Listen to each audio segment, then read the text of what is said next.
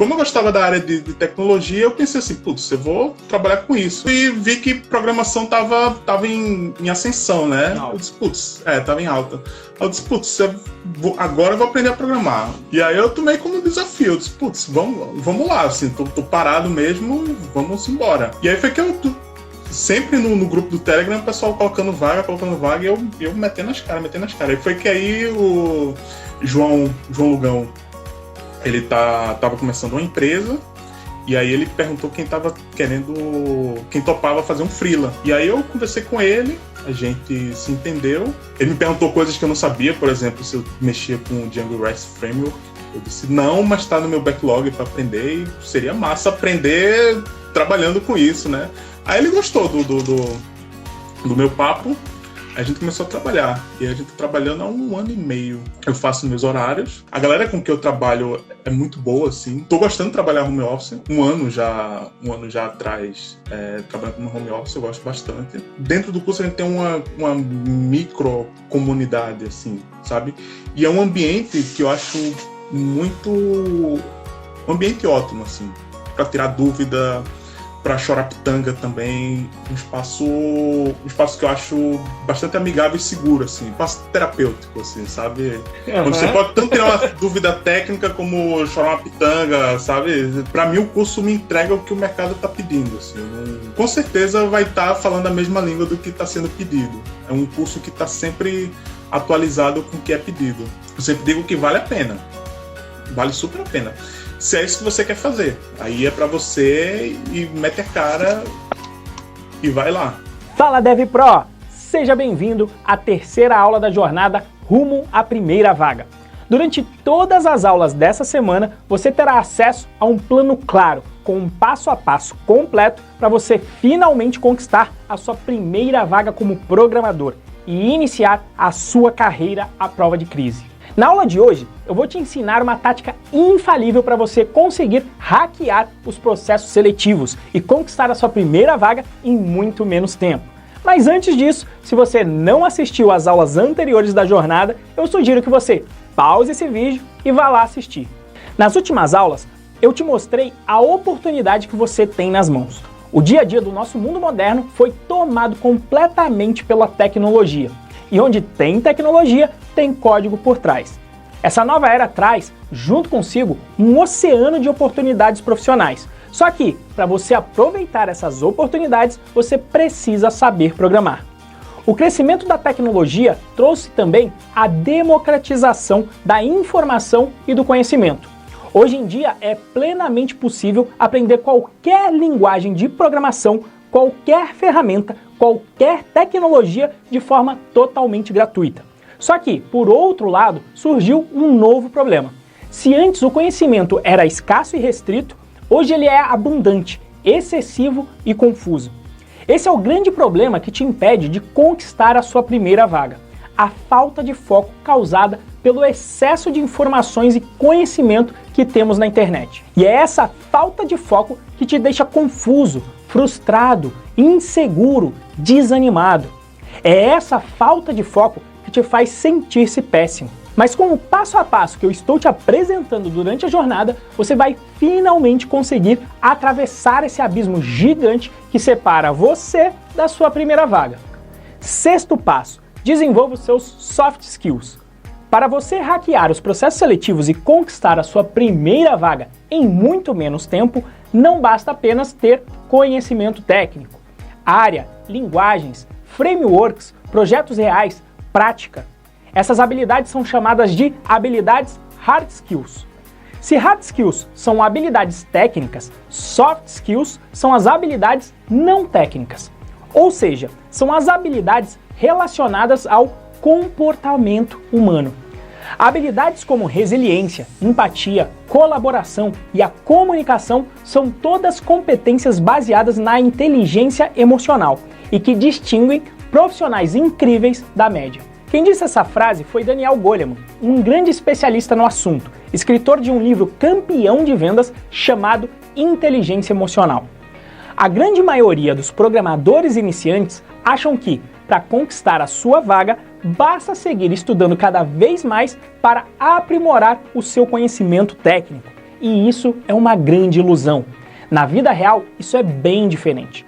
Para você conquistar a sua primeira vaga, você precisa ser um Dev Pro.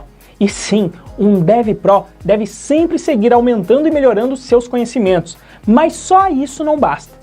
Para ser um Dev Pro, você também precisa saber lidar com pessoas, precisa saber negociar e precisa saber se comunicar.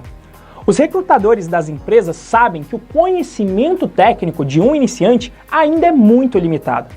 Eles sabem também que esse conhecimento naturalmente vai se aprimorar com o passar dos anos.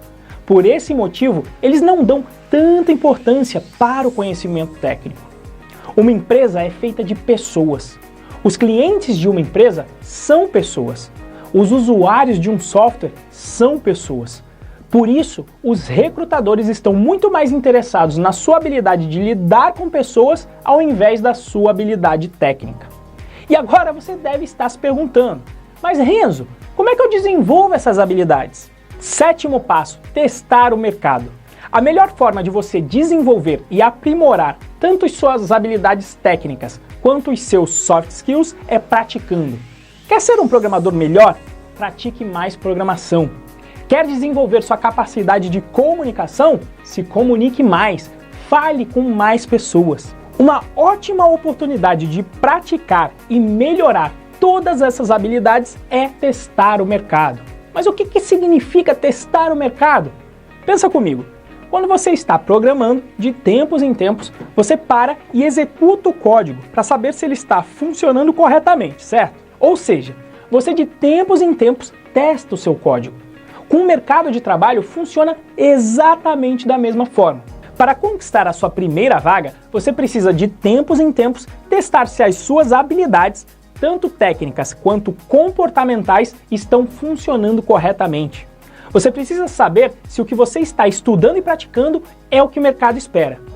E como você pode fazer isso? Se candidatar frequentemente para o maior número de vagas disponíveis. Mas Renzo, a maioria das vagas tem requisitos que eu ainda não aprendi.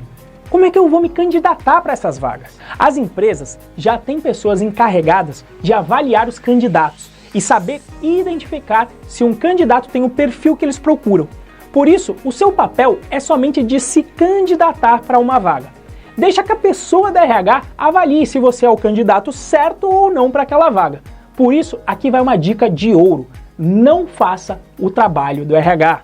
Mas Renzo, se eu aplicar para todas as vagas, eu vou ouvir muitos nãos. 8º passo. Ouça 49 nãos para ouvir um sim. Para te explicar esse passo, deixa eu te contar uma história rápida. Há algum tempo atrás, um vendedor de cursos de inglês me ligou tentando me vender o seu curso. Eu agradeci o contato, mas disse que eu já sabia falar inglês e não tinha interesse em adquirir. Ele agradeceu a atenção e me pediu a indicação de 10 amigos que tivessem um interesse em aprender inglês. Fiz algumas indicações e assim seguimos a vida. Algumas semanas depois, acabei encontrando um desses amigos que eu havia indicado. Ele comentou comigo que o vendedor tinha sim entrado em contato com ele, mas que ele também não tinha interesse. O vendedor fez a mesma coisa com ele, agradeceu e pediu a indicação de mais 10 pessoas para ele. Eu cheguei a conversar com outros amigos e a grande maioria não adquiriu o curso. Apenas uma das pessoas que eu indiquei se matriculou. Agora eu te pergunto, por que você acha que o vendedor pediu a indicação de 10 pessoas e não de apenas uma ou duas? De todas as 10 pessoas que eu indiquei, apenas uma comprou. Ou seja, o vendedor ouviu muito mais nãos. E é por isso que ele pede um número alto de indicações. Ele sabe que a grande maioria das pessoas não vão comprar, mas uma minoria vai. Portanto, ele busca falar com a maior quantidade de pessoas possíveis. Isso aumenta o número de não, mas também aumenta o número de sim. E eu estou te contando isso pois, para você conquistar a sua primeira vaga, você deve agir exatamente como esse vendedor. A vida é feita de muito mais nãos do que sims. Mas isso não importa, sabe por quê? Porque você só precisa de um único sim. Se você se candidatar para 50 vagas, as chances de você conquistar a sua primeira vaga aumentam muito. 9º passo. colete o feedback com recrutadores. Voltando à história do vendedor de curso de inglês, antes de desligar o telefone, ele me perguntou os 3 motivos pelos quais eu não comprei o curso. Sabe por que ele fez isso? Porque ao saber o porquê dos seus clientes não comprarem, ele pode melhorar o seu processo de venda. Por exemplo, se o cliente não comprou porque não entendeu direito a proposta, ele pode melhorar a sua apresentação. Se o cliente não comprou pois achou muito caro, ele pode ajustar o preço. Para conquistar a sua vaga, você deve fazer exatamente a mesma coisa. Ao ouvir um não do recrutador, peça um feedback, ou seja, pergunte ao recrutador por que ele não te contratou. Com essa resposta, você vai identificar os seus pontos fracos, os pontos onde você precisa melhorar. São essas respostas que vão orientar os seus estudos. Vá melhorando as suas habilidades com base no feedback dos recrutadores, até que você melhore tanto a ponto de preencher todos os requisitos. Nesse momento, você vai finalmente conquistar a sua primeira vaga. Agora que você aprendeu a hackear o processo seletivo, vamos voltar à programação. Por isso, chega de conversa e vamos finalizar o nosso sistema. Bora codar! Então, a partir desse momento, você já entendeu como é que eu salvo os dados no meu banco de dados, como eu acesso e passo para o meu contexto. A partir deste momento em diante, você já tem toda a base teórica, óbvio que muito básica ainda, mas só com isso você já consegue resolver diversos problemas dos seus clientes. Então, a partir deste momento na nossa jornada, vai ser só uma questão de nos aprofundarmos nos problemas e utilizarmos justamente essa base que a gente aprendeu até esse momento para resolvermos os problemas. E o que eu gostaria aqui agora é de pensarmos que, para responder uma pergunta, nós precisaremos ter o cadastro do nosso aluno que vai responder a pergunta. Então, nós vamos começar com a parte de formulários e cadastro de elementos, não a partir do admin. Por quê? Porque o admin tem essa cara de interface administrativa e que dá acesso a vários elementos do nosso banco. Então, o ideal é que você tenha uma identidade visual e consiga fazer a coleta dos dados dos usuários através dessa interface com a sua identidade visual. Então, nós vamos, a partir desse momento, trabalhar na parte de cadastro de aluno. Então, a partir desse momento, nós vamos transformar aqui esta interface para que possamos enviar dados para o servidor. Então, para isso, vamos voltar aqui para o projeto, vamos abrir aqui o nosso template Home e vamos investigar. O nosso desenvolvedor de front-end já mandou para a gente a etiqueta correta. Quando você quer enviar dados, normalmente se utiliza a etiqueta Form. A única coisa é que normalmente quando você envia dados para serem salvos no servidor, normalmente se utiliza o método HTTP POST. Se você não coloca nada, ele utiliza o GET e isso não é o ideal quando você quer enviar dados para salvamento. E por fim, a action indica para onde eu vou mandar esses dados. Como o nosso formulário está sendo apresentado na raiz, eu vou enviar esses dados também para a raiz do projeto tratar o recebimento desses dados. Por fim, nós precisamos dar um jeito aqui nas entradas. Uma primeira coisa é que o segundo tipo de entrada, o nosso desenvolvedor de front-end colocou password. E o problema é que esse tipo de entrada é justamente a entrada de senha, que coloca aqui esses pontos, em vez de deixar que eu entre com o e-mail. Então, eu vou mudar aqui o tipo dessa entrada para e-mail. E aí, a partir de então, você pode digitar aqui o seu e-mail. Outra coisa que nós precisamos fazer é colocar os nomes das propriedades nos quais serão enviados os valores aqui nessa entrada. Isso é feito através do atributo name do input. Então, esta propriedade aqui, eu vou dar o nome de nome, apesar de ser pleonástico aqui, tá? E a segunda propriedade, eu vou dar o nome de e-mail. Para finalizar, eu vou ser específico aqui nesse botão e mudar o tipo dele para Submit, porque este é o tipo que submete dados do formulário para o nosso servidor. Visualmente, a nossa página não mudou tanto, mas agora ela vai passar a enviar os dados para o servidor. eu vou colocar aqui um breakpoint justamente na nossa view de home e vou rodar no modo debug para a gente poder debugar e ver como estes valores chegam aqui. Deixa eu entrar aqui, vou dar um nome Renzo, vou dar aqui um e-mail qualquer e vamos clicar em entrar. Quando eu faço isso, ele vai enviar esses dados para o servidor. Só que aí você observa e fala, nossa, aconteceu aqui uma verificação de CSRF, então a requisição foi abortada, erro 403. E aqui ele te dá até uma dica de como resolver isso. Olha lá, no template, veja se existe uma tag chamada CSRF Token. O que é isso aqui? Essa daqui é a vantagem de você contar com um projeto que foi feito por pessoas mais experientes. Existe um tipo de ataque que é chamado de Cross-Site Request Forgery, tá? E justamente aqui vem de CSRF. Então, o que o Django está fazendo é já nos dando segurança por padrão. Então, o que nós vamos fazer aqui, ó? Vou pegar aqui no meu formulário e vou acrescentar justamente aqui dentro do meu formulário aquela tag que ele colocou, inclusive, na resposta de erro aqui, ó. Salvo, então, vou voltar ao meu formulário, que agora está com debug, então ele vai pedir aqui, ó, vou dar um F9, tá? Vou voltar no meu formulário e vou preencher novamente. Então, renzo@python.pro.br, vou clicar em entrar e veja que agora sim a requisição chegou e chegou de uma maneira segura, te protegendo contra o tal do CSRF, mesmo que você não saiba o que é isso. E aqui ele está falando, olha, chegou uma requisição do tipo post, tá?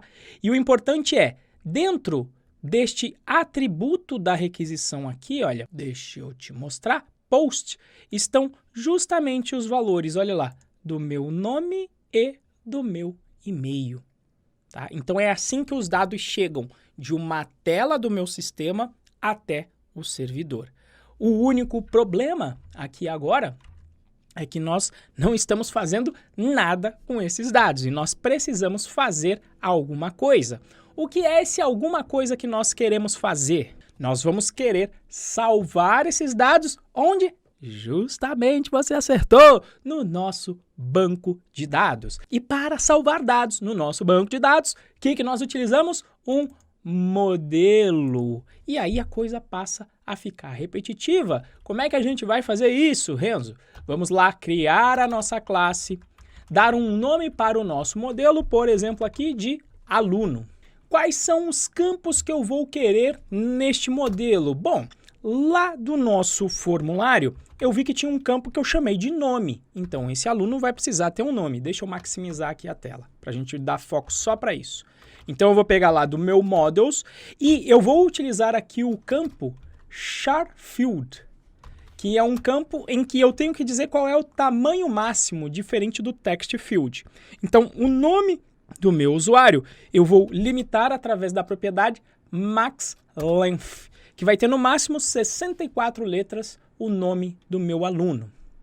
Da mesma forma, eu vou também querer a criação de um e-mail, que era outra propriedade que eu tinha definido lá no meu formulário. Então, vou utilizar aqui um email field e aqui eu vou adicionar uma restrição, ou seja, o usuário vai ter que ter um e-mail único e aí eu vou utilizar esta restrição aqui, unique igual a true. Eu vou querer também ter uma ideia de qual foi a data em que o aluno se cadastrou. Então, eu vou colocar uma propriedade chamada criado em, e aí eu vou colocar aqui um modelo onde eu vou utilizar um datetime field, ou seja, é aquele que tem a data e a hora que o usuário se cadastrou. E para que ele coloque a hora automaticamente do momento que o usuário se cadastrar, eu vou utilizar a propriedade AutoNowAdd e vou colocar aqui true. Agora, uma parte muito importante dessa entrada de dados é que o usuário pode entrar com dados errados. E o Django já nos oferece uma camada que faz a validação dos nossos dados. E para isso, eu vou criar aqui, dentro da nossa app base, um módulo, porque ele não cria automaticamente, que eu vou chamar de forms. Dentro deste módulo, eu vou criar uma classe que normalmente é quase também um padrão. Normalmente você chamar o nome do modelo seguido do sufixo form. E aí eu vou importar uma classe do próprio Django que se chama model form, ou seja, um formulário que é criado a partir de um modelo que você tenha gerado dentro do seu projeto. Para definir qual é o modelo que este formulário vai usar como base para validação de dados, você vai criar aqui dentro dessa classe um chamado classe meta, onde aqui dentro você vai ter um atributo chamado model e você vai dizer quem é o modelo que você quer validar. No caso aqui o aluno, Ctrl espaço 2 vezes para ele importar ali em cima. E aqui você tem a oportunidade de definir quais são os campos que esse formulário vai validar. Quem são os campos? Os nomes das propriedades que estão aqui. Só que eu não preciso validar a criação, porque a criação não vai ser um dado enviado pelo usuário, mas sim gerado automaticamente no momento em que nós formos armazenar esta classe aqui dentro. Então, portanto, lá no meu Fields, eu vou incluir apenas o nome e o e-mail, colocando, obviamente, aqui entre aspas. Uma vez que agora eu tenho meu formulário para validar os meus dados, eu vou atuar na minha view fazendo uso deste meu formulário aqui. Então, vamos lá na nossa view e a primeira coisa é que eu tenho dois casos distintos aqui. Eu tenho o caso em que o acesso a esta página vai ser feito através do método HTTP GET, que é quando ele mostra o formulário de perguntas, e eu vou ter um momento em que eu tenho um método do tipo POST, onde na realidade eu estarei recebendo os dados deste formulário. Então eu tenho que aqui criar o seguinte: se, vou pegar aqui da minha requisição, se o método que foi utilizado for do tipo POST, eu quero fazer aqui dentro desse if o salvamento dos meus dados. E como é que eu faço o salvamento? Será que eu vou ter que mapear aquele dicionário que a gente viu que tem os dados na requisição? Não, o nosso formulário já vai se encarregar de fazer isso. De que forma? Assim, olha, eu vou criar o meu formulário através lá da minha classe aluno form. Só que quando eu criar este formulário, eu já vou pegar os dados que estão na minha requisição, que a gente tinha visto quando eu debuguei, que está lá neste atributo chamado post. Quando você faz isso, ele já vai extrair os dados da requisição. E esses dados podem estar válidos ou não. Se eles estiverem válidos, e a gente vai fazer isso aqui aos poucos, você vai poder chamar então aqui, se o meu formulário está válido através do método isValid, eu vou então salvar o meu aluno no banco de dados. Como? Utilizando aqui o formulário.save. Então ele já cria um aluno e já salva para a gente no banco de dados e esse aluno estará aqui. Depois que você salvar esse aluno, qual que é o ambiente ideal? O ambiente ideal de colocar esse aluno é para ele responder a primeira pergunta. Então como que eu faço isso no Python?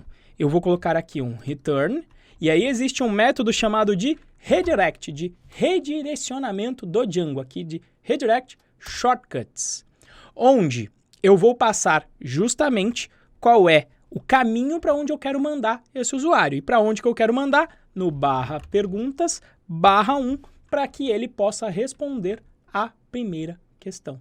Bom, neste momento aqui, eu criei um usuário novo no nosso banco de dados. Então, para que eu possa observar este usuário, eu tenho que fazer algumas tarefas. Quais são elas? Nós já vimos quais são.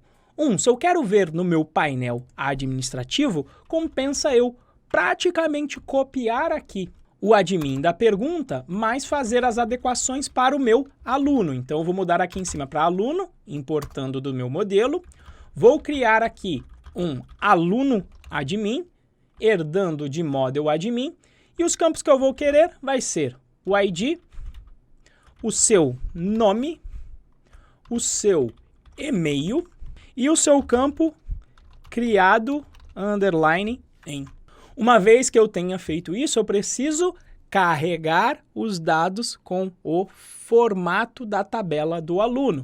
Para fazer isso, vamos lá utilizar a linha de comando com o comando Python manage.py, make migrations, e aí eu vou dar um nome, inclusive aqui, ó, "-n criação _ aluno". E aí eu quero dar um nome para essa minha migração, "-n", e aí eu vou dar o nome de criação aluno. Vamos apertar aqui o Enter. Veja só que ele criou o nome justamente aqui, olha, criação aluno, com a minha migração de número 2, que é a criação da minha tabela de aluno. Depois que eu crio o formato da tabela, tenho que rodar o comando Python manage.py migrate, ou seja, repetindo os processos que nós já vimos anteriormente. A partir desse instante, nós já podemos aqui no nosso painel de administração, vou atualizar e veja que a minha tabela de alunos está aqui presente, só que ainda não existe nenhum aluno. Então, vamos salvar o nosso primeiro aluno fazendo o quê? Através do nosso formulário. Então, vamos lá, eu vou dar até um atualizar aqui e veja que como eu mandei através do método post, o navegador já é inteligente para falar, olha, eu já mandei uma chamada post. E pode ser que você vai salvar um dado novamente no seu banco de dados. Então essa é a diferença entre o método post e o método get aqui no navegador. Ele sabe disso e eu vou querer reenviar. Por quê? Porque ele vai já enviar aqueles dados que já haviam sido enviados anteriormente. Vou até validar isso, deixando aqui um breakpoint para a gente ver o que vai acontecer aqui agora. Vamos lá, olha, reenviar. E aí, como eu não estava no modo debug, na realidade ele nem parou, né? Se ele não parou e fez o redirect, ou seja, enviou para a primeira questão, eu posso vir aqui no meu admin e verificar. Veja que justamente foram salvos os dados aqui que foram enviados pelo meu formulário. O meu nome, o meu e-mail e a data da criação em que este vídeo está sendo gravado, inclusive, olha lá, 11 de março de 2021, às 5h03 da tarde. Só que aqui nós precisamos tratar alguns casos especiais. Por exemplo, o que acontece se eu tentar salvar o usuário com o mesmo e-mail? Veja que ele não me fez o redirect e também não salvou outro usuário. Por quê? Porque justamente aconteceu aqui um erro de validação. Se você utiliza o mesmo e-mail e disse lá no modelo de aluno que o campo de e-mail tinha que ser único, o seu banco de dados valida isso e se você tentar salvar outro aluno, ele não será salvo e ele vai apresentar um erro aqui. Deixa eu rodar o servidor em modo debug para a gente entender este erro aqui acontecendo. Olha lá, eu vou vir aqui no formulário, vou dar um F5 para ele repetir o envio daquelas informações. Olha lá, na minha requisição no post, está justamente o e-mail repetido. F8, F8. Quando eu pergunto se o meu formulário é válido, ele diz que não está válido. E dentro do meu formulário vão existir, inclusive, as minhas mensagens de erro. Então, nós teremos que tratar aqui, olha aqui as minhas mensagens de erro aqui presentes, dizendo justamente, olha, o aluno com este e-mail já existe.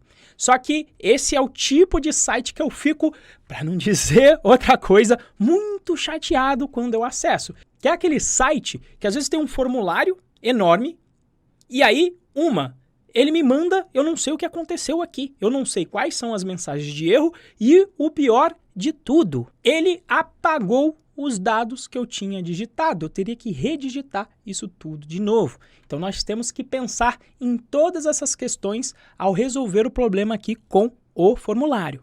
Então, uma primeira coisa que a gente pode resolver é mostrar quais são os erros que estão acontecendo aqui no nosso formulário. Para fazer isso, o que teremos que fazer?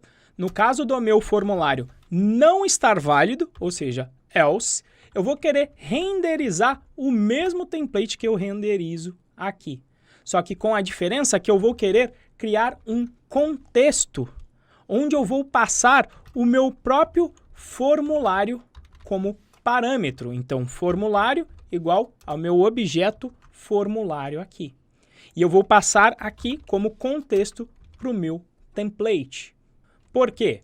Porque agora eu consigo aqui, dentro do meu template, que é o home, então eu vou acrescentar aqui um parágrafo com a tag P, onde eu vou colocar assim, erros, dois pontos, deixa eu colocar até aqui para cima, e aí eu vou colocar assim, ó, formulário, que é o meu objeto do tipo formulário, e dentro desse formulário existe o atributo chamado errors, do inglês, tá? Então, quando eu apresento isso aqui, vamos atualizar a nossa página de formulário, olha lá, parou no breakpoint, F9, erros, erro no e-mail. Aluno with this email already exists. Opa, ele escreveu em inglês que este aluno já existe. Uma primeira coisa é, será que não seria muito mais legal se ele escrevesse esta mensagem de erro em português? Você tem como alterar esta configuração aqui também no seu arquivo de settings, que justamente tem as suas configurações. Investigando, olha aqui o que ele tem, ó. Language Code, EN e US. O que a gente vai fazer? Vamos mudar para português brasileiro com a string PTBR. E, inclusive, você pode mudar o time zone também para América, São Paulo, com essa string aqui. E aí, toda a data que ele for mostrar, ele vai mostrar também atualizado para o time zone que você colocar aqui. Então, vamos investigar. Dando um F5 aqui novamente, mandando os dados errados, F9. Olha lá, ele já traduziu para o português, então verifique o poder do Django já com as mensagens que funcionam para várias línguas. E veja que o horário que antes aqui estava 5:03, que é o horário UTC, foi atualizado para mostrar o horário em português. O Django é lindo e já vem com muita coisa pronta e fácil de configurar. Mas vamos voltar para o nosso problema. Aqui podem acontecer vários tipos de erro, inclusive. Por exemplo, se eu clicar aqui em entrar, veja que os erros serão ainda maiores. Ou seja, eu tenho erro no campo de nome, onde o campo é obrigatório, e também o erro no campo do e-mail. Mas conforme eu resolva um desses problemas, como aqui o caso, e clico em entrar, eu gostaria que ele não perdesse os dados que eu digitei. Então, como é que nós faremos isso dentro do nosso formulário? Se eu tenho um erro, eu já tenho aqui o formulário no contexto do meu template, que foi o formulário que eu já tinha passado aqui. Então, eu vou entrar aqui no Home, e para você colocar um valor em um input, basta que você utilize o atributo value. Eu vou colocar aqui A, só para você ver como é que funciona. Deixa eu tirar aqui o breakpoint, porque no momento não estamos precisando dele. Vou dar aqui um F5, reenviar as informações e veja lá, ele escreveu só A, que é justamente o valor que eu coloquei aqui no formulário como value. Só que eu não quero pegar um valor estático, quero saber o valor que o usuário me mandou como dado. E esse valor está justamente no meu formulário. Então, por isso, eu vou imprimir com abre, abre, chaves, fecha, fecha, chaves. E aí eu vou pegar o nome da propriedade lá no formulário, que no caso é o nome, e eu vou pegar o seu valor. A mesma coisa eu vou fazer aqui para o e-mail, para que o valor digitado no campo de e-mail não seja perdido. Então, e-mail aqui embaixo. Vamos testar aqui, olha. Vou digitar, clico em entrar, veja que agora, toda vez que eu mando, eu não perco o dado que foi digitado aqui. E da mesma maneira, se eu colocar aqui um campo renzo@email.com, digito em entrar e eu não perco o que foi digitado no e-mail. E por fim, se eu digitar alguma coisa aqui que agora exista, esse aqui pode chamar Renzo, não tem problema o nome ser repetitivo, clico em entrar, deu certo, ele me fez o redirect para onde eu queria. Para a gente poder finalizar essa etapa de cadastro do aluno, só está faltando uma coisa. Quando o aluno tenta se cadastrar com um usuário que já existe, o ideal não seria eu dar um erro para ele, mas sem simplesmente entender que esse cadastro já existe e de alguma forma eu teria que armazenar quem é este usuário e mandar esse dado lá para o navegador do meu cliente. De forma que quando ele for responder uma pergunta, eu vou já saber quem é o usuário que está respondendo aquela pergunta, porque obviamente que para fazer uma classificação eu vou precisar de algumas informações. Qual foi a pergunta respondida e quem a respondeu, para depois eu poder fazer aí uma lógica de classificação. Então, vamos implementar esta lógica aqui agora, de fazer o redirect no caso do meu aluno já existir. Então, vamos lá na nossa view. Por enquanto aqui eu não precisei de aluno, então não vou nem armazenar essa variável. E aqui eu vou fazer o seguinte, ó. Isso aqui eu vou ver se o usuário já existe. Esse aqui é o caso do usuário não existe. Então, como é que eu vou verificar se o usuário existe? Primeiro de tudo, eu preciso então verificar quem foi o e-mail que o usuário me enviou nesta chamada aqui. Como é que eu faço isso? Acesso o meu objeto requisição, acesso o meu post e daqui eu consigo remover qual é o atributo de e-mail. Então, já tenho o meu e-mail aqui. Quando eu pego pelo e-mail, eu consigo perguntar lá no meu banco de dados se existe um aluno com este e-mail aqui. Como? Da mesma forma que eu já fiz a pesquisa pela pergunta. Então, vou até a minha classe de modelo, acesso o atributo objects, e aí vou utilizar a função get, querendo saber quem é o usuário que possui um e-mail igualzinho o que me foi enviado aqui. E isso vai me responder um aluno. Então, veja. Existem aqui dois casos. Pode ser que esse e-mail exista, mas pode ser também que este e-mail não exista. Então, por exemplo, se eu colocar aqui um .com.br, vai se tratar de outro e-mail. Vamos ver o que vai acontecer? Pumba! Deu um erro, falando, olha, o aluno não existe. Então, neste momento aqui, quando eu tento fazer um get, se este aluno não existe no meu banco de dados, ele me dá esse tipo de erro aqui, que é o não existe. Então, eu tenho que fazer o tratamento desse erro. Ou seja, eu vou tentar, obter esse aluno do meu banco de dados. Mas pode ser que eu não o encontre. E aí, ele vai me dar um erro de, olha, esse aluno não existe. Se ele não existe, qual é a lógica que eu tenho que fazer?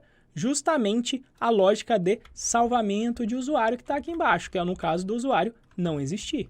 Então é assim que eu faço tratamento de erros em Python. Então no caso de ele não dar erro, o que ele deve fazer? Ele deve justamente aqui no else, ou seja, se não deu erro, aquele aluno existe. E aí o que eu quero fazer? Eu vou querer pegar o meu objeto de requisição e ele possui um atributo chamado session, que é a seção do usuário, onde eu posso guardar um valor qualquer. E este valor que eu quero gravar é justamente o ID do usuário. Ou seja, eu vou pegar aqui o aluno.id. Além de colocar na session, esse aluno aqui, na realidade, eu tenho que voltar aqui com a variável, que é o aluno do salvamento aqui. Feito isso, vamos no nosso formulário e criar um aluno novo efetivamente. Vou chamar de novo aqui também. Veja aqui no nosso admin, ainda não existe aluno novo. E aí eu vou clicar em entrar e deixar aqui um breakpoint na primeira linha para a gente ver a lógica. É o método post? Sim. Qual é o e-mail que está sendo enviado? novo@email.com. Esse aluno com este e-mail já existe no meu banco de dados? Não. Então lanço o erro de does not exist e aí eu vou fazer o tratamento do erro. Pego os dados enviados na minha requisição post e valido. Estão válidos esses dados? Sim, estão. Então salve esse aluno no meu banco de dados, coloque na seção e faça um redirect para as perguntas. E é justamente o que ele fez. E agora colocando o ID do usuário na seção. E veja aqui no admin, quando eu atualizo, o meu usuário novo está salvo. Então, a partir desse momento, eu tenho um formulário que, se eu colocar um e-mail que já existe e clicar em entrar, ele vai me fazer o redirect. Olha aqui a segunda passada. É do método post? Sim. Qual é o e-mail? Aquele e-mail de novo, é o novo@email.com. Esse aluno já existe na minha base? Sim, existe. Então, não me lança erro. Vem aqui para o else. Então, simplesmente pego o ID do aluno, coloco na seção e faço o redirect novamente, que cai no mesmo local. Então, com esse session, eu estou emulando aqui de uma forma simplificada o mesmo processo que acontece quando você faz o login em um site. E a partir do momento que você faz o primeiro login, ele consegue obter estas informações nas próximas requisições e por isso que os sites conseguem colocar o seu nome com a sua foto, o que se chama de avatar, aqui geralmente na porção direita superior aí do site quando você está vendo. É assim que funciona a internet. Então, fazendo uma pequena revisão de tudo que a gente viu aqui, que são os fundamentos da programação web com Django. Nós aprendemos a criar os nossos arquivos estáticos, que são aqueles que não mudam.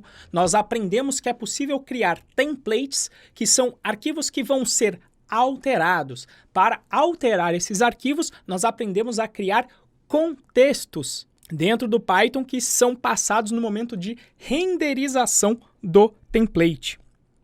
Nós aprendemos a fazer o mapeamento de URLs, aonde quando o usuário acessa um determinado caminho, uma determinada função da view vai ser executada. E o Django vem para resolver justamente esse problema de traduzir uma requisição do protocolo HTTP, que é um arquivo em um determinado formato, que a gente nem precisa saber. Por quê? Porque o Django já traduz este objeto do tipo requisição, colocando várias informações relevantes dentro dela, como nós vimos ali, os dados enviados através de uma chamada do tipo POST. E depois nós podemos enviar respostas de volta, que o Django trata de traduzir para o formato de uma resposta HTTP no seu arquivo, e isso vai ser enviado pela internet até o navegador do cliente, que sabe pegar o código HTML, CSS e JavaScript e renderizar isso tudo na tela, ou seja, ele consegue ler o código e apresentar a respectiva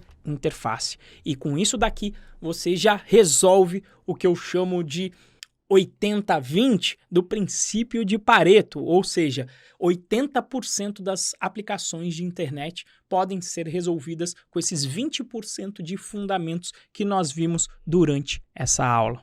Bom, então, a partir desse momento, a gente só vai lapidar esse conhecimento e esses conceitos que nós aprendemos. Então, partindo para este aprofundamento, nós precisamos, nesse momento, resolver agora a parte da resposta de cada uma das questões. Então, o que a gente precisa aqui? A gente precisa que o usuário consiga acessar esta página apenas quando ele houver preenchido o formulário anterior para que nós saibamos quem é o usuário que está respondendo. Relembrando que nós guardamos o ID do usuário na seção da requisição. Então, vamos aqui voltar para o nosso código e agora nós vamos focar na view da resposta das perguntas. Então, a primeira coisa é que o usuário pode simplesmente vir aqui e digitar o caminho das perguntas e chegar aqui, mesmo que ele não tenha feito o login. Então, o que nós temos que fazer? Nós temos que prevenir que o usuário faça isso. Se o usuário fizer isso sem estar logado, qual é o comportamento que nós esperamos? Nós esperamos que ele não consiga responder a uma questão e, ao invés disso, que ele seja redirecionado para o formulário onde ele pode colocar lá o nome e o e-mail dele. Então, como é que a gente vai recuperar aqui o nosso aluno? Vamos fazer o seguinte, se nós colocamos o aluno ID aqui na seção, em qualquer outra requisição que for enviada por este navegador, nós receberemos este parâmetro aqui do aluno.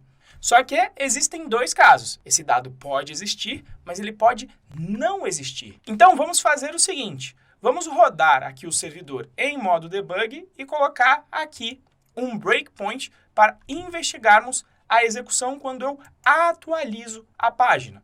Veja que nós paramos aqui e se eu investigo o conteúdo desse aluno ID, ele retornou exatamente 1. Por quê? Porque nós preenchemos este formulário.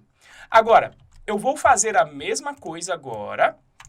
Deixa eu até sair aqui do breakpoint, F9. E eu vou fazer a mesma coisa, só que em uma aba que eu ainda não tenha feito o login. Por exemplo, aqui nessa aba de compras. Olha só, eu vou tentar acessar diretamente, mas este aluno aqui não existe. Então, quando eu tentar dar um F8, veja o que acontece. Deu um erro aqui. Vamos dar uma olhada aqui no nosso console. Um key error, porque o aluno ID não existe. Então, o que a gente precisa fazer? Precisa tratar este key error aqui. Como vamos fazer isso? Vamos aqui fazer o seguinte. Eu vou tentar, de novo, tratamento de erro que nós já vimos, nós vamos tentar obter esse aluno, mas pode acontecer uma exceção de key error, ou seja, o valor respectivo a essa chave aluno ID não existe dentro da minha seção. Nesse caso, o que eu vou fazer? Return, redirect, e aí eu vou redirecionar este usuário para a minha raiz. Agora, caso contrário, se tudo der certo, eu vou fazer o que eu já fazia antes, que era mostrar a minha pergunta. Vamos ver o resultado. Vou atualizar aqui novamente. Veja que vai dar o key error. Eu vou tratar e fazer, nesse caso aqui, o redirect. Ou seja, já levou aqui para a minha home, parou até ali no breakpoint que estava na home. Ou seja, neste caso aqui, fez o redirect para eu fazer o login. E nesse caso aqui, se eu apertar o recarregar, ele continua mostrando aqui o nosso formulário, porque ele não dá erro e, portanto, entra no else. Bom, agora que eu já tenho o aluno, eu preciso implementar a lógica de enviar qual foi a alternativa que o usuário escolheu como resposta quando ele clicar aqui. Neste momento, veja que eu clico em cada uma das questões e nada acontece. Então, vamos voltar lá para o nosso template de perguntas. Deixa eu, inclusive, fechar todas as outras abas para não me atrapalhar aqui. Então, para fazer isso, vamos investigar o nosso template game, esse que se encontra aqui na pasta templates. Para resolver este problema, nós precisamos agora enviar um dado para o servidor e que potencialmente a gente vai armazenar esse dado no banco. Então, como já vimos anteriormente, quando queremos fazer isso, precisamos utilizar a etiqueta form. Só que o nosso desenvolvedor de front-end não criou aqui um formulário para a gente. Então, nós teremos que adaptar neste momento aqui. Então, o que eu vou fazer? Vou criar eu mesmo aqui a tag form. E vou, inclusive, aqui levar a div que está aqui dentro para dentro do meu formulário. Vamos, então, trabalhar no nosso formulário. Sempre que eu vou enviar métodos para ser salvo, tenho que utilizar o método post de envio.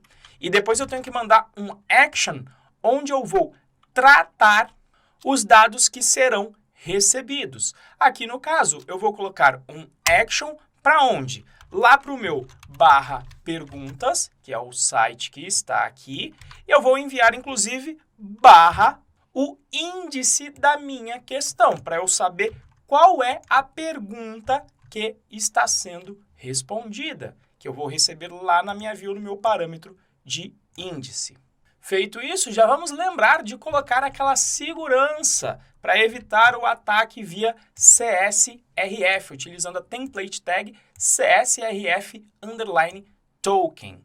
E aqui neste momento eu preciso enviar qual foi a resposta escolhida pelo meu usuário.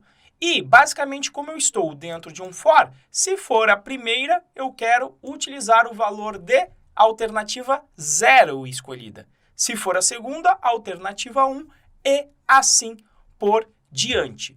Só que este elemento ele não precisa aparecer na tela. Então, qual vai ser a etiqueta que nós vamos utilizar aqui? Nós vamos utilizar sempre uma etiqueta de input, que do inglês vem de entrada, no sentido de entrada de dados. E aí nós vamos utilizar um tipo escondido do inglês reading. E aí eu tenho que definir qual que é este valor que eu vou enviar aqui. Isso vai depender de quem? Vai depender da contagem do meu for. E aí o Django me oferece, dentro de um for, qual é o número do passo que eu estou. Em particular, existe uma variável quando você está dentro de um for que se chama for loop. E aí eu tenho um contador.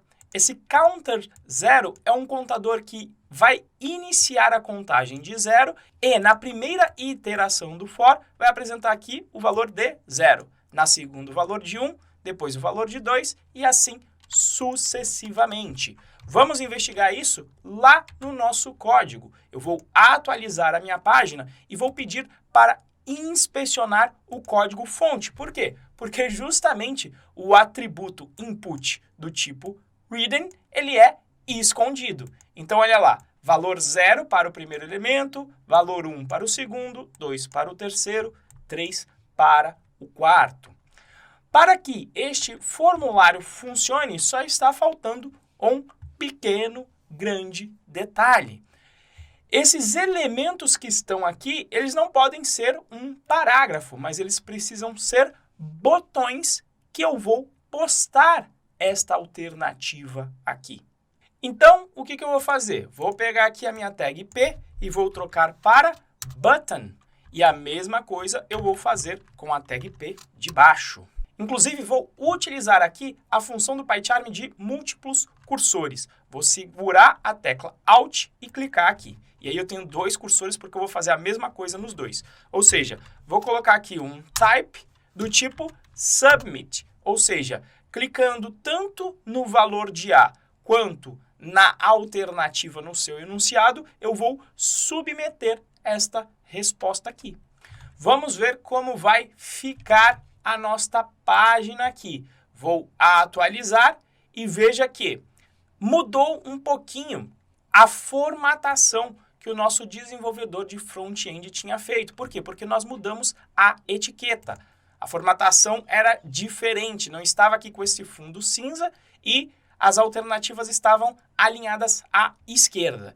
Então, nesse momento, seria a hora de interagir com o time de front-end falando, olha, eu preciso enviar esses dados e eu preciso utilizar essas etiquetas diferentes. Então, por favor, vocês têm que ajustar a parte visual. Funcionalmente, não vai ter nenhum problema na nossa página. Para finalizar, está faltando eu dar um nome para este input reading, para eu saber que eu estou enviando a resposta em um determinado nome de parâmetro. Nesse caso aqui, eu vou dar um name igual a resposta índice. Então, feito isso, eu vou rodar o nosso servidor em modo debug e agora vamos testar aqui o nosso formulário. Eu vou atualizar inicialmente o formulário para que esteja presente o nome e aí eu vou clicar na primeira alternativa. Vou clicar aqui. Veja como eu recebo agora a minha requisição. Veja que é do tipo post. Eu tenho o índice, que é o índice da resposta que eu estou efetivamente respondendo, ou seja, a resposta de número 1. Vamos aqui com um F8. Eu tenho nesse momento o aluno ID, que é o identificador do usuário que está respondendo esta pergunta. E dentro da nossa requisição em si, na parte do dicionário de dados do post, eu estou recebendo qual é a resposta efetiva que o nosso usuário deu. Então, eu tenho a pergunta, qual a resposta, quem respondeu, e aí agora eu consigo ter todos os dados necessários para que eu armazene as respostas certas do nosso usuário. E antes de tratar a parte do armazenamento, nós já temos agora dados suficientes para fazer a lógica de entender se o meu usuário respondeu corretamente ou não a pergunta. Então, vamos fazer essa lógica. Se eu estou aqui no else, deu tudo certo, só que são duas possibilidades. Ou o usuário acessou pela primeira vez o nosso formulário, ou ele deu uma resposta. E o que vai diferenciar esses dois casos? O método com o qual ele acessou essa página. Então, assim como anteriormente, se a nossa requisição foi enviada através do método post, é porque ele está respondendo a minha questão. Então, se ele vai responder a minha questão, eu tenho dois casos. Ou ele acertou, ou ele não acertou. Mas antes de tudo, eu vou pegar aqui o resposta índice, que é a resposta que ele me enviou. Então, request, vou pegar lá do dicionário post e acessar o valor resposta índice. Deixa eu até colocar um S aqui também. E eu já vou transformar este valor aqui em inteiro, porque sempre vem no formato de string. Então, nesse momento, eu tenho a resposta. Eu vou até colocar aqui para cima a minha pergunta. Por quê? Porque eu vou precisar buscar a minha pergunta lá no banco de dados. Por quê? Porque eu tenho justamente quem é a alternativa correta no meu modelo de pergunta. Então, o que eu vou fazer aqui? Eu vou conferir se o índice da resposta que foi enviada pelo meu usuário é igual à alternativa correta de dentro do meu modelo. Se for a alternativa correta, eu vou deixar aqui comentado armazenar dados da resposta. Agora, uma coisa que você vai querer depois de armazenar é fazer o quê? Redirecionar o usuário. E para onde é que nós vamos redirecionar o nosso usuário? Nós vamos redirecionar o nosso usuário justamente para o barra perguntas, que é o path que acessa esta mesma view, mas eu quero mandar o usuário já para a próxima pergunta. Então, o que eu vou fazer aqui? Vou mandar o nosso usuário para o barra índice mais um para eu mandá-lo para a próxima pergunta. Agora, se o usuário deu a resposta errada, o que a gente vai querer fazer é atualizar este contexto aqui para a gente saber lá dentro do meu template qual foi a resposta que o usuário deu. E eu já sei que é uma resposta errada. Então, eu vou jogar esse contexto aqui para cima e vou fazer o seguinte. Então, se o usuário errou, nós vamos atualizar aqui o contexto, colocando o resposta índice bem aqui, justamente igual ao resposta índice do contexto. Ou seja, se for uma chamada post, eu terei aqui o resposta índice com a resposta que o usuário deu. E por que eu estou pegando este resultado aqui? Porque se o usuário responde errado, e é o caso do que a gente fez aqui, eu vou mostrar novamente o meu formulário.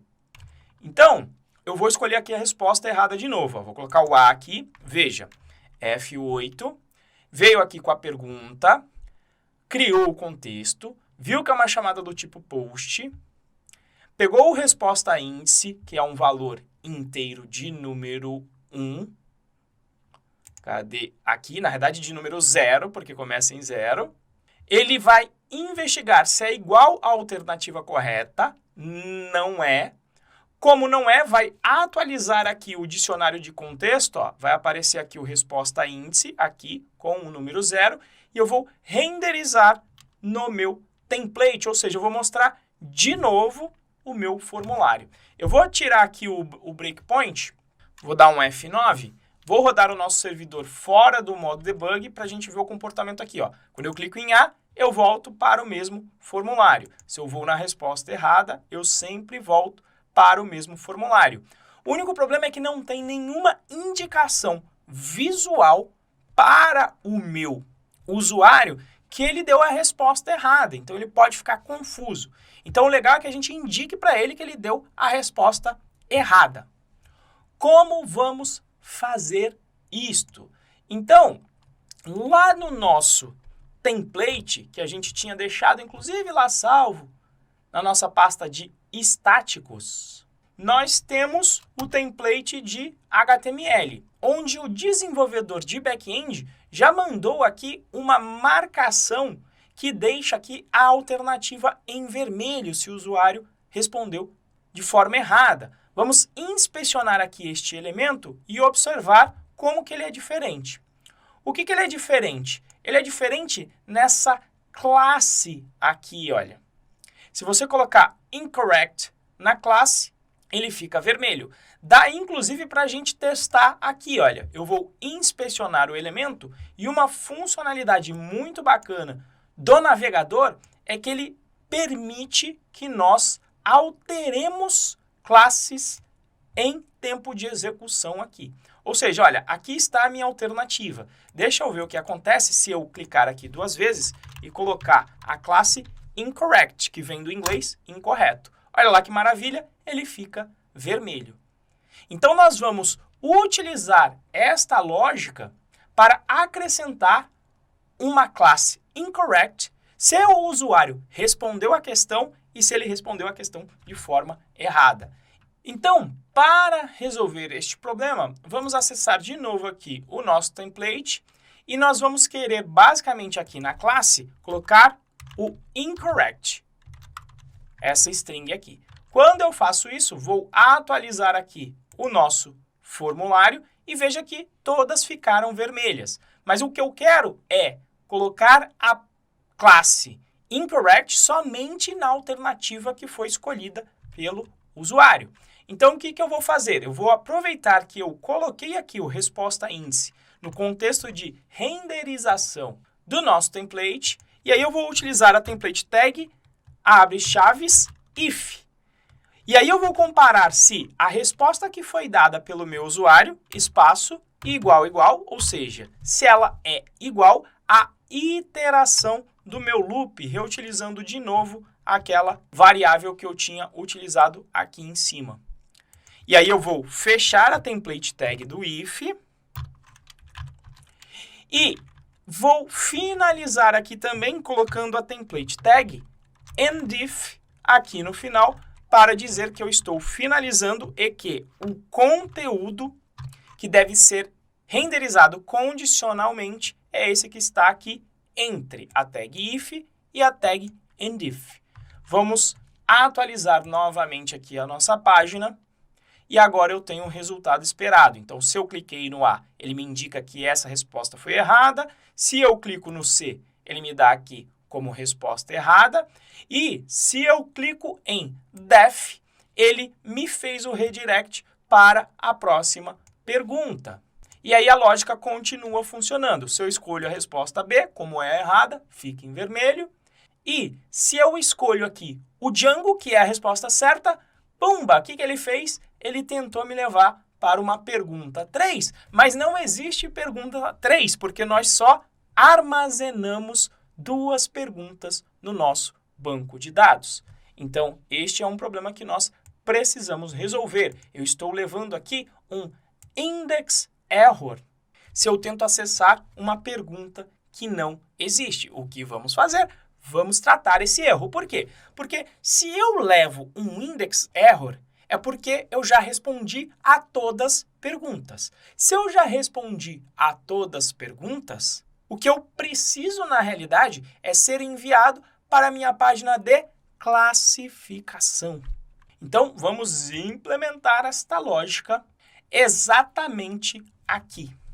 Ou seja, eu preciso tentar pegar essa pergunta aqui. Então, veja que começa a ficar repetitivo o processo. E isso é excelente. Por quê? Porque agora nós já temos blocos básicos de construção do nosso software. Então, o que eu vou fazer? Eu vou tentar, mas pode acontecer um erro de index error, que eu vou tratar aqui embaixo. Se dá um index error, o que eu vou querer fazer? Vou querer mandar o usuário para um redirect lá no meu /classificacão para ele observar a classificação dele. Agora, se não dá erro, eu continuo mostrando o meu formulário. Então, ao fazer isso, vamos atualizar aqui. Vou tentar acessar uma questão que não existe e eu fui justamente redirecionado para o meu classificação. Então, neste momento, a nossa questão aqui, a nossa página de perguntas está funcional. Agora, o que está faltando para eu mostrar a minha classificação? Eu preciso armazenar os meus dados. Então, eu vou colocar aqui no /perguntas/1 e agora nós precisamos criar um modelo para salvar todos esses elementos que nós estamos recebendo no nosso banco de dados. E, de novo, veja que fica tudo repetitivo. E nós vamos apenas adicionando conhecimentos adicionais na nossa base fundamental que nós já construímos até aqui. Bom, vamos voltar para o nosso código e aqui vamos entender quais são os dados que eu preciso salvar.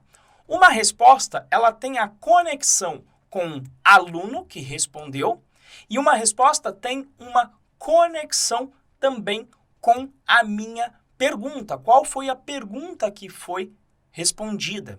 E eu vou querer criar também uma regra baseada no tempo que o nosso usuário respondeu a questão. Então, como nós vamos fazer isto aqui? Vamos sempre lá para o nosso modelo e repetição. O que nós vamos fazer? Vamos criar aqui o nosso modelo de resposta. Então, começa a ficar repetitivo. Na resposta, eu vou querer agora relacionar este modelo com outros dois, com o meu aluno e com a minha pergunta. Então, como que eu faço isso, Renzo?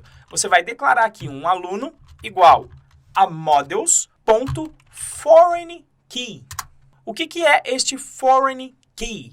Basicamente, eu vou armazenar aqui o que se chama em banco de dados de chave estrangeira, ou seja, uma referência para o identificador do aluno, o seu campo ID. Então, eu vou dizer aqui, olha, esta foreign key referencia a tabela de aluno. Quando eu relaciono duas tabelas, eu tenho que escolher o que acontece se eu remover o aluno do meu banco de dados. Eu posso escolher aqui várias opções. Em particular, se eu apagar o aluno, não faz sentido manter uma resposta que ele tenha dado no meu banco de dados. Então, eu vou utilizar aqui o modo Cascade, ou seja, se eu apago um aluno, todas as respostas que ele deu também são apagadas. Eu vou fazer a mesma coisa para conectar a minha pergunta que foi respondida. Então, eu vou aqui, no caso, colocar a conexão com a pergunta. Como é um quiz e eu vou querer competição entre usuários, eu vou também criar aqui um campo com a pontuação de acordo com a resposta que o usuário deu. E a gente vai conversar um pouco sobre essa lógica de pontuação daqui a pouquinho. E aí eu vou criar este modelo como um integer field, ou seja, vai ter um valor inteiro. Por fim, eu vou querer depois fazer uma lógica com a data, ou seja, quem responder de forma correta, eu vou querer dar um número máximo de pontos. E quem responder depois da primeira pessoa, eu vou tirar desta pontuação máxima um valor de repente proporcional ao tempo a mais que ela demorou para a primeira pessoa que respondeu esta mesma pergunta. Então, vamos lá. Para eu conseguir implementar essa lógica, eu vou precisar saber quando essa pergunta foi respondida. Então, vou criar o campo respondida em igual models.datetime_field e nós já aprendemos isso também anteriormente a colocar o parâmetro outNowAdd igual a true. Além disso, eu também quero colocar uma restrição aqui no caso da resposta. Eu quero que um usuário possa responder de forma correta apenas uma vez a uma questão. Como é que eu faço isso aqui? Já vou até colocar o código aqui para você entender. É possível nós definirmos essas restrições no banco de dados utilizando aqui essa construção classMeta, onde eu vou definir quais são as restrições nessa lista de restrições. E aí eu estou definindo aqui uma restrição em que eu quero definir como uma restrição de unicidade, ou seja, de valor único, nos campos aluno e pergunta. E o nome dessa restrição é resposta única. Ou seja, não vai poder existir uma resposta que tenha exatamente o mesmo aluno respondendo a mesma pergunta. Uma vez que nós criamos aqui o nosso modelo, vamos de novo, de forma repetida, como que já fizemos, rodar o comando para gerar a tabela no nosso banco de dados. Para isso, vamos repetir o comando Python managepy make migrations. E aí, a minha migração é gerada. Depois que eu gerei a migração, eu preciso aplicar utilizando o comando Python manage migrate. Como agora eu já tenho o meu modelo, posso também, lá no meu admin, já cadastrar este meu modelo, para que ele justamente apareça no nosso painel de administração. Então, vamos lá. Vamos repetir aqui, colocando a classe de modelo, que é a nossa resposta. Vamos mudar o nome da classe para resposta admin. E os elementos que eu quero ver da resposta são outros. Então, um campo que eu vou querer presente será o respondida em, que vai me dar a data em que o aluno me deu a resposta. Um outro campo que eu vou querer saber é quem foi o aluno que me deu a resposta. Outro campo que eu estou interessado é qual foi a pergunta respondida. E, por fim, vou querer saber também quantos pontos essa resposta obteve. Vamos, então, acessar aqui /admin e vamos ver se a nossa configuração funcionou. Veja aqui, respostas, então eu já tenho ali cada uma das minhas respostas. Só que para enxergar as respostas, nós precisamos implementar a lógica de resposta. Então, vamos lá, voltar para a nossa view e lembre-se que a parte de armazenar dados da resposta correta está aqui. Então, para salvar a minha resposta, eu vou aqui fazer uso da minha classe resposta, Ctrl espaço duas vezes para importar aqui, e aí eu vou criar uma nova resposta. Como? Eu vou dizer quem é o aluno. Como? Eu vou dizer quem é o aluno ID, que é justamente o valor que eu obtive da minha sessão. Como eu já tenho a minha pergunta aqui disponível, eu vou atrelar, então, a minha pergunta igual ao valor da pergunta que eu já obtive aqui do meu banco de dados. E, por fim, eu vou definir aqui uma constante que vai ser a minha pontuação máxima. E aí, eu vou fazer o seguinte, o máximo de pontos que o primeiro usuário que responder vai receber será a pontuação de 1000 pontos. Então, eu vou colocar aqui, olha, pontos igual a pontuação máxima neste primeiro momento.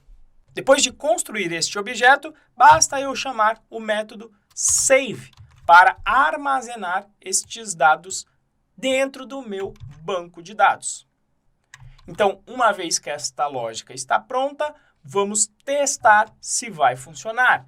Vamos voltar aqui no quiz, vamos responder aqui com a resposta certa, que é o def, e veja que eu tive o redirecionamento. Vamos verificar aqui no admin, atualizando aqui minha página de respostas, e veja, foi respondida no dia 17 de março, que é a hora de agora que eu estou gravando essa aula, com este aluno aqui e com a palavra que está aqui reservada. Se eu quiser que o aluno mostre algo mais legível para um ser humano, nós também já aprendemos a fazer isso. Vamos fazer o quê? Ctrl N para buscar pelo aluno, e aí vou implementar o dunderstr como tínhamos feito para a pergunta. Então, def dunderstr, e aqui eu vou retornar o e-mail do usuário para eu ter uma noção de, pelo e-mail, quem é o usuário. Então, está lá pelo e-mail. Até esse momento, veja que o que foi mais complicado foi entender os pedaços do nosso framework do Django. Então é por isso que eu sempre digo nas minhas redes sociais que para você se tornar um programador back-end, muitas vezes a coisa mais difícil é entender cada uma das pecinhas da ferramenta que nós estamos trabalhando e como elas trabalham em conjunto entre si. Este momento aqui agora vai ser a hora que nós vamos utilizar mais a lógica de programação para a gente implementar uma regra para estabelecer a pontuação diferenciada de acordo com o tempo de resposta do nosso usuário. Então, qual é a lógica que eu quero implementar aqui agora? O usuário que responder primeiro, eu quero atribuir 1000 pontos. Depois eu quero tirar 1 ponto para cada segundo que o próximo usuário que responder a questão demorar a responder. Então, esta é a lógica que eu quero, é a lógica que a gente agora vai traduzir em código. Então, vamos lá. Se eu tenho a lógica de remover os pontos, eu vou precisar aqui na hora do armazenamento de algumas informações. E a primeira informação que eu preciso é a seguinte: qual foi a hora que a primeira pessoa respondeu a esta pergunta aqui? Então, como que eu vou obter esses dados aqui? Vou começar com o seguinte, sempre com resposta, sempre utilizando o atributo objects, que me dá acesso a todos os objetos no banco de dados, e eu tenho que estabelecer um filtro. Que filtro que é esse? Eu quero filtrar as respostas cuja pergunta é justamente esta pergunta que eu busquei aqui no banco de dados. Depois disso, eu vou ordenar por um campo. Que campo? Justamente o campo da resposta que eu coloquei aqui, respondida em. Então, eu vou colocar dessa forma. E aí, qual que é a ideia aqui? Eu quero pegar, se eu ordenei pela data, justamente eu vou obter a primeira data aqui. Então, o que eu vou fazer? Eu vou acessar somente a primeira resposta. E dessa resposta que chegar aqui, eu vou querer obter justamente o valor do respondida em. Então, ponto respondida em. Então, essa daqui será a data da primeira resposta. Só que existe aqui um problema. A primeira pessoa que responder, quando tentar buscar pela data da primeira resposta, vai levar um index error, igual quando eu tento acessar uma pergunta que não existe o índice. E aqui vai ser a mesma coisa. Então, nós temos que fazer aqui a lógica parecida com o que fizemos ali em cima. Então, o que a gente vai fazer aqui? A gente vai tentar pegar isso aqui. Só que a gente vai poder levar um index error. Então, eu vou colocar aqui except index error. Se o index error acontecer, significa que é justamente a resposta onde o meu aluno recebe a pontuação máxima. Porque se a resposta não existe, é porque ninguém ainda respondeu. Agora, se existe, então else, então agora eu tenho que fazer uma lógica para conseguir calcular os meus pontos. Como é que eu vou, então, calcular os meus pontos? Existe uma função do Django que me entrega qual é o tempo de agora, que se chama justamente a função do inglês now, que está presente aqui em time zone aqui do Django. Então, eu vou utilizar o tempo de agora e eu vou fazer a diferença entre a data da primeira resposta. E eu vou ter aqui, então, uma diferença. Essa diferença entre datas é um objeto especial que consegue me dizer, inclusive, quantos segundos se passaram entre agora e a hora da primeira resposta. Então, eu vou chamar de diferença em segundos vai ser igual a diferença ponto do inglês, existe aqui o total seconds, que ele vai me retornar, mas como um valor de ponto flutuante. Então, eu já vou transformar isso aqui em um inteiro. Então, o que eu vou querer fazer na hora de calcular os pontos é fazer o quê? Pegar a minha pontuação máxima e tirar a diferença em segundos. Deixa eu até consertar aqui o nome para ficar mais condizente. Diferença em segundos. Shift F6, você já altera todos os valores do nome da variável aqui, como eu fiz agora. Só que aí é o seguinte, né? Como eu tenho 1000 pontos, se o usuário demorar mais que 1000 segundos, ele pode ficar com a pontuação negativa. Então, eu quero dar alguns pontinhos quando a pessoa responde de forma correta.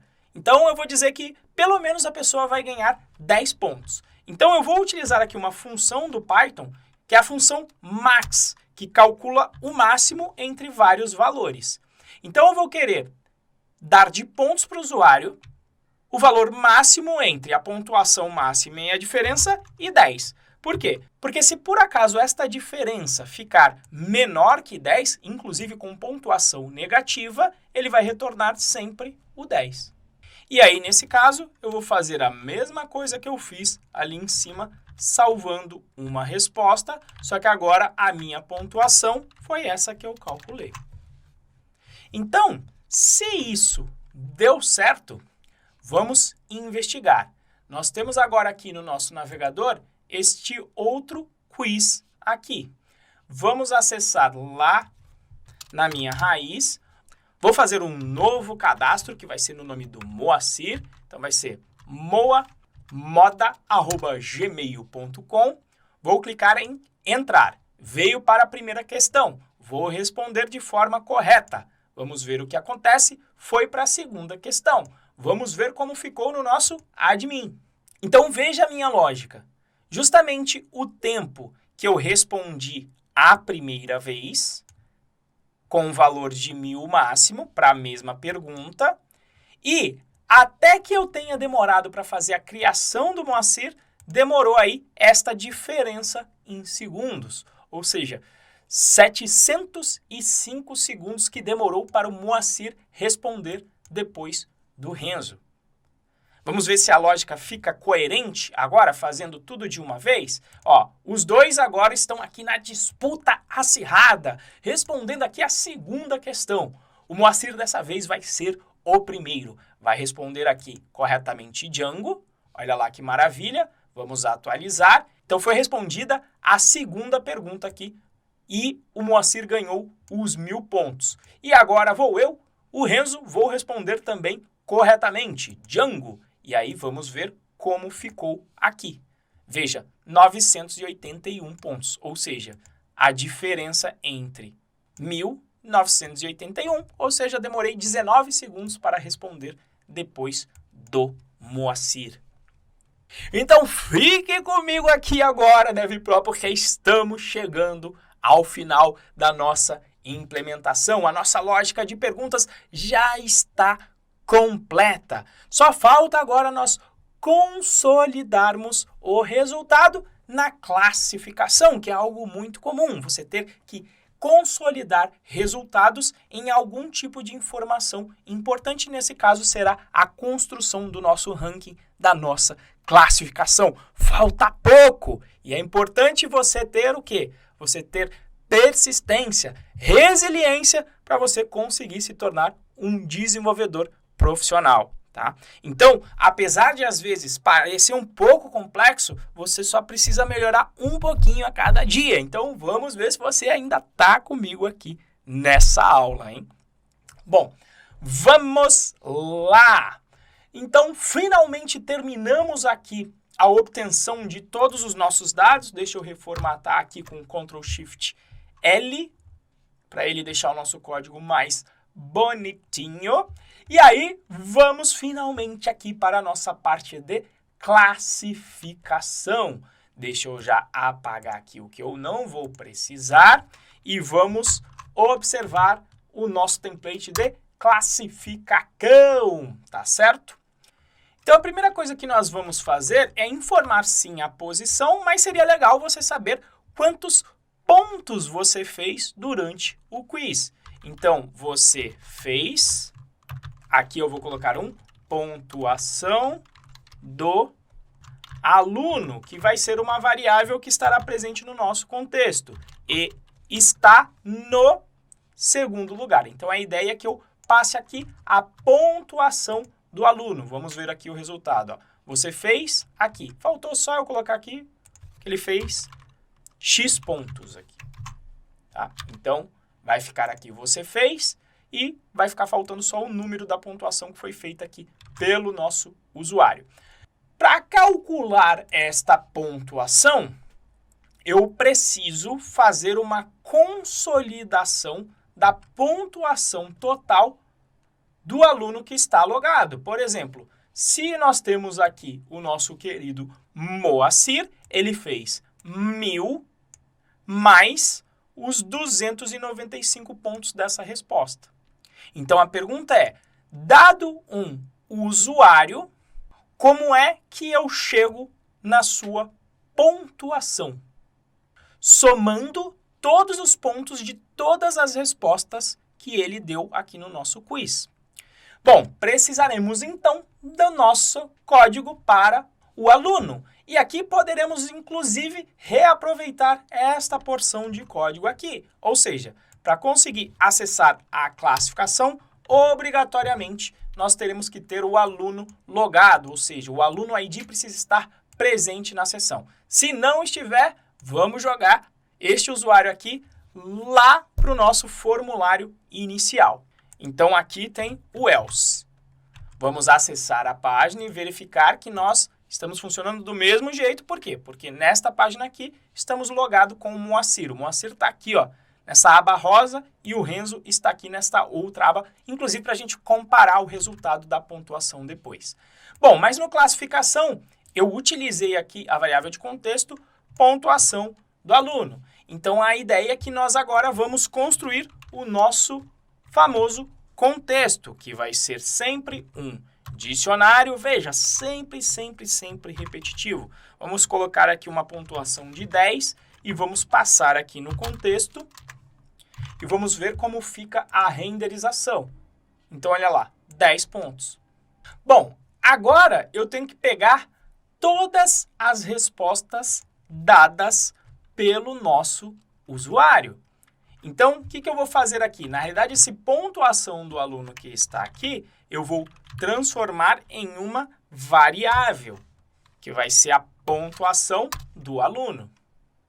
Só que eu vou calcular isso pegando a minha resposta. Quero pegar todos os objetos do banco de dados, então vou aqui acessar através do atributo Objects, sempre repetindo agora.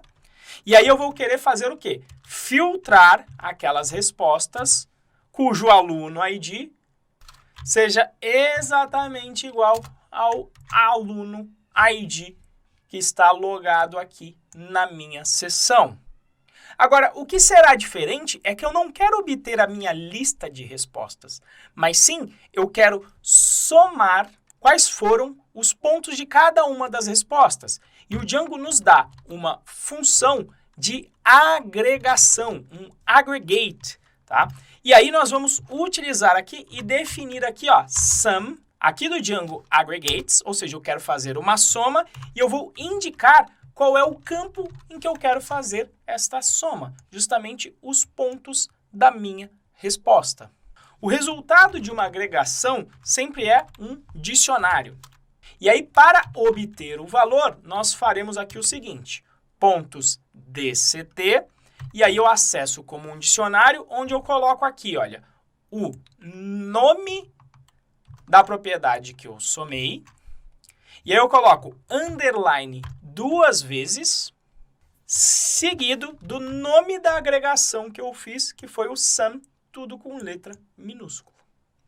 Se isto deu certo, vamos observar aqui e veja justamente para o Renzo 1981 pontos, o que faz sentido. O Renzo ganhou 1000 pontos por conta dessa resposta, mais 981 por causa dessa resposta aqui. Já o Moacir terá ganho 1000 mais 295, ou seja, 1295, Vamos atualizar aqui o do Moacir, 1.295 pontos.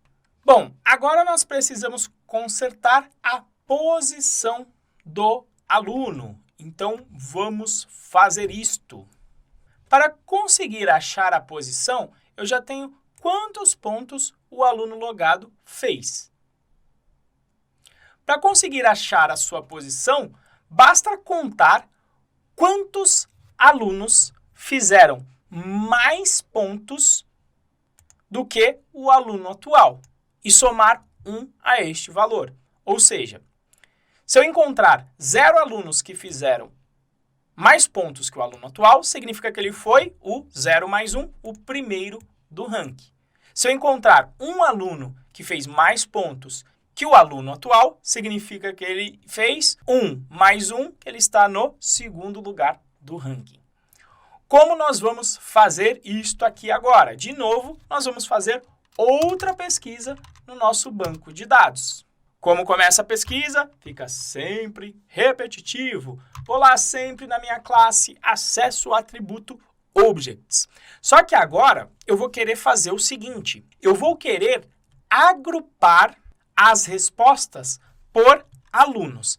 Para fazer este agrupamento, o Django me oferece um values, porque eu posso agrupar por várias colunas, mas eu vou agrupar pela coluna de aluno. Para cada um desses agrupamentos que eu tenho das respostas dos alunos, eu vou querer fazer algo parecido com a agregação. Mas como agora eu tenho um agrupamento, eu vou fazer uma anotação do annotate do Django. E a lógica é extremamente parecida com a da agregação. Eu vou somar os pontos de cada uma das respostas para cada um dos alunos. E a este valor eu vou filtrar, porque eu só estou interessado nos alunos que fizeram mais pontos que o aluno atual. Como que eu faço isso aqui agora? Eu vou utilizar aqui o pontos, underline, underline, sum. De onde veio isso, Renzo? Porque, como nós fizemos aqui na agregação, a propriedade de soma de pontos nós acessamos aqui, com o nome da coluna, pontos, underline, underline, o nome da agregação que foi feita, que é o sum. Só que como eu quero fazer um maior que, eu vou utilizar um underline, underline, GT, que vem do inglês greater than, ou maior que. E maior que o quê? Justamente que a pontuação do meu aluno. E nesse momento eu não preciso da listagem de todos os alunos que pontuaram a mais. Eu só preciso contá-los. Então eu vou utilizar aqui a função count. Isso aqui então será o número de alunos com maior pontuação. E aí, lá da minha classificação, agora eu posso colocar aqui a posição do aluno no meu contexto. Coloquei no template, vamos voltar para a view, vamos adicionar este valor aqui como mais um elemento do meu dicionário. Então, respectivo à chave posição do aluno, eu vou pegar o número de alunos com maior pontuação e vou somar uma unidade. Feito isso, vamos investigar o nosso resultado. Então, veja que o Moacir está em segundo lugar com 1.295 pontos e vamos atualizar aqui a página do Renzo, que vai mudar de 2 para 1, ou seja, primeiro lugar. E agora estamos nos finalmentes. A única coisa que eu preciso agora é pegar os 5 primeiros alunos para que eu possa mostrar aqui o meu ranking com todos eles.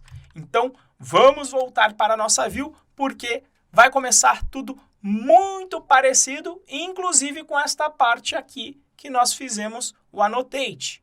Então, vamos até copiar isto aqui. Nesse momento, eu estou pegando os valores do meu aluno e somando cada um dos pontos.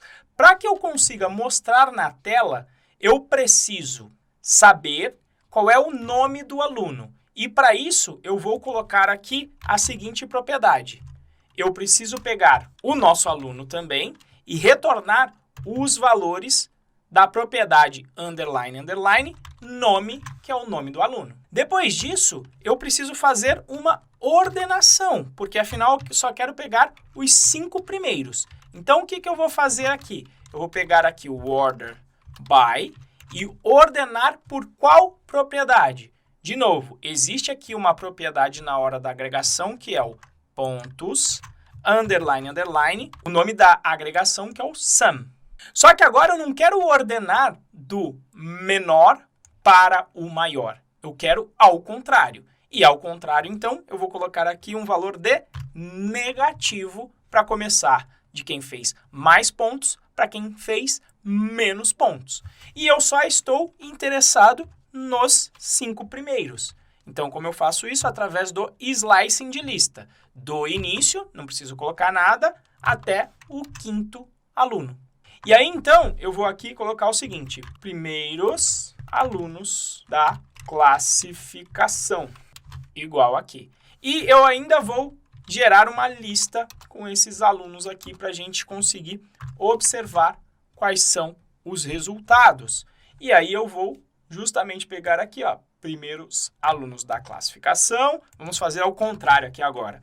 Coloco no contexto e a partir desse momento eu vou poder usar esses valores que vão ser retornados aqui, lá no meu template. Só que compensa colocar um breakpoint só para a gente entender aqui todos os dados. Deixa eu rodar em modo debug e aí eu vou acessar novamente a nossa página de classificação. Então, veja como está a nossa lista aqui dos primeiros alunos da classificação.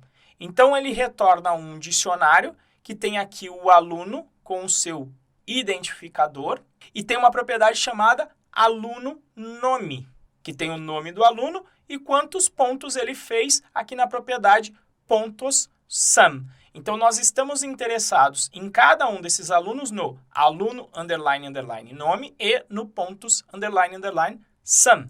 Vamos pegar aqui e editar o nosso template. Então, o que eu vou fazer aqui no nosso ranking? Eu não preciso agora colocar todos os 5. O que faremos aqui? Vamos justamente utilizar o que já utilizamos, que é o for do template. Então, para cada aluno em, vamos copiar lá do nosso contexto, primeiros alunos da classificação, fecha aqui a tag do for, não esqueça de colocar o and for aqui. Então, abre chaves, and for, e aí, maravilha, você pode acessar aqui e ver se serão gerados. Era para ser gerado 5, mas apenas 2 alunos responderam perguntas, né? E agora nós precisamos consertar isto aqui. A primeira coisa é isto aqui. Eu tenho que colocar qual é a posição de acordo com a iteração. Para fazer isso, nós já utilizamos o for loop, que é uma variável especial. E ela me dá um counter, que antes eu tinha utilizado o counter 0 porque começava em 0. Como agora começa em 1, eu não coloco o 0 aqui. Veja qual vai ser o resultado. Eu tenho os índices funcionando, olha, primeiro e segundo. Por fim, eu quero agora colocar aqui do aluno justamente a propriedade aluno.aluno underline underline nome. E além disso, eu quero dizer quantos pontos ele fez. Vou colocar aqui aluno.pontos underline underline sum para mostrar a soma dos pontos do aluno. Vamos chegar aqui e olha lá, Renzo primeiro, depois o Moacir. Só para ver se tudo está realmente funcionando, vamos acessar aqui a raiz, fazer o login com o nosso aluno novo. Vamos entrar, vamos responder corretamente def. E agora, se eu atualizar aqui a classificação, vamos ver, olha lá, o novo já entrou aqui com os 10 pontos que ele ganhou, porque agora a gente demorou muito para responder de quem respondeu lá aquela primeira resposta. E se eu respondo corretamente aqui de novo, ele vai ganhar mais 10 pontos, vai continuar na terceira posição, mas estará aqui apenas com os 20 pontos. Então, meu querido e minha querida DevPro, era isso que eu queria passar para você durante esta jornada rumo à primeira vaga em termos técnicos. Mas além da parte técnica, temos uma parte muito importante a conversar. Então, deixa eu sair dessa visão de tela e conversar diretamente com você, olho no olho aí agora. Nossa, essa semana está sendo intensa, hein? Sim, eu sei que é muita informação para você assimilar em tão poucos dias. Mas lembre-se, você agora é um DevPro. E o DevPro não se intimida com as dificuldades. Sim, terão momentos difíceis, terão momentos de frustração, de desânimo e de insegurança. Mas você, DevPro, não desiste. Você sabe onde quer chegar e está disposto a fazer tudo o que for preciso para alcançar os seus objetivos. Mas ei, calma aí, hein? Agora você tem um motivo para comemorar. Você conseguiu desenvolver o seu primeiro software. Meus mais sinceros parabéns. E aí, conta pra mim, como foi desenvolver o Quiz DevPro? Você gostou da experiência? Foi massa, né? E sabe qual é o melhor de tudo? A partir de agora, você tem o primeiro projeto do seu portfólio. Com o seu primeiro projeto em mãos, você já pode começar a hackear os processos seletivos e avançar rumo à sua primeira vaga. E agora, antes de fecharmos essa aula, eu tenho mais um desafio para você que chegou até aqui e continua ao meu lado nessa guerra contra a confusão e a falta de foco que só te afastam da sua primeira vaga. Toque no botão aqui embaixo para resolver o desafio e concorra a 2 kits Python Pro. E o seguinte, hein? Como sempre, às 8 horas da noite, eu vou fazer mais uma entrevista ao vivo com um dos meus alunos contando como foi toda a sua trajetória até a conquista da sua primeira vaga. E logo na sequência, eu vou abrir uma sala virtual para seguir tirando todas as suas dúvidas referentes à aula de hoje.